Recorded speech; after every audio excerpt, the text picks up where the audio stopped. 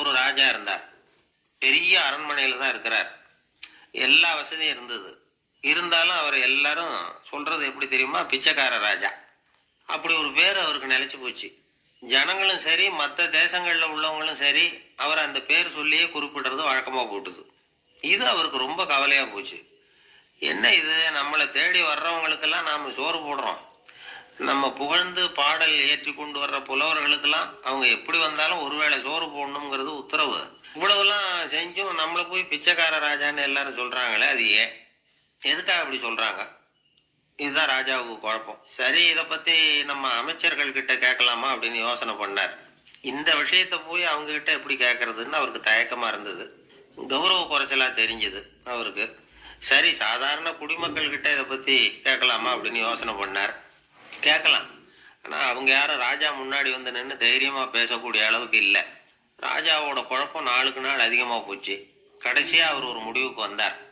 அதாவது இதை பத்தி ஒரு பிச்சைக்காரங்கிட்டே கேட்டு பார்த்துட்டா என்ன. இதுதான் அவர் பண்ண முடிவு. உடனே மாறு வேஷம் போட்டுக்கிட்டு நகரவலம் போனார். ஒரு பிச்சைக்காரனை கண்டுபிடிச்சார். இதை பாருப்பா, நம்ம ராஜாவை எல்லாரும் பிச்சைக்கார ராஜான்னே சொல்றாங்களே, அதுக்கு என்ன காரணமா இருக்கும் அப்படின்னு கேட்டார்.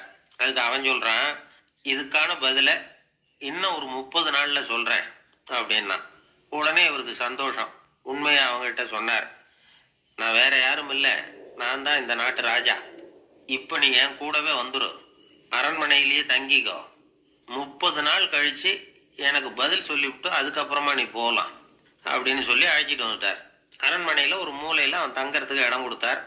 தினம் 2 வேளையும் இவனுக்கு சோறு போடுங்க அப்படின்னு உத்தரவு போட்டார். ராஜா கொடுத்த இடத்துல போய் உக்காந்துக்கிட்டான் அந்த பிச்சைக்காரன். தினமும் அந்த அரண்மனையில நடக்கிறதையெல்லாம் கவனிச்சுக்கிட்டு வந்தான். வேளைக்கு சாப்பாடு வரும், சாப்பிட்டுக்கிட்டு இருக்கான். இப்படி 30 நாள் முடிஞ்சது. ராஜா வந்தார். என்ன, என்னோட கேள்விக்கு பதில் என்னன்னு கண்டுபிடிச்சிட்டியான்னார். கண்டுபிடிச்சிட்டேன்னா. என்ன எல்லாரும் பிச்சைக்கார ராஜான்னு சொல்றாங்களே, அது நியாயமா படுதா உனக்குன்னு கேட்டார். நியாயமா தான் படுது, சந்தேகம் இல்லாம நீங்க பிச்சைக்கார ராஜா தான். என்னதான் நீங்க வசதியோடவும் படைபலத்தோடவும் இருந்தா கூட நீங்க எங்க வர்க்கத்தை சேர்ந்த ஆசாமி தான் அப்படின்னு அடிச்சு சொல்லிவிட்டான் அந்த ஆள்.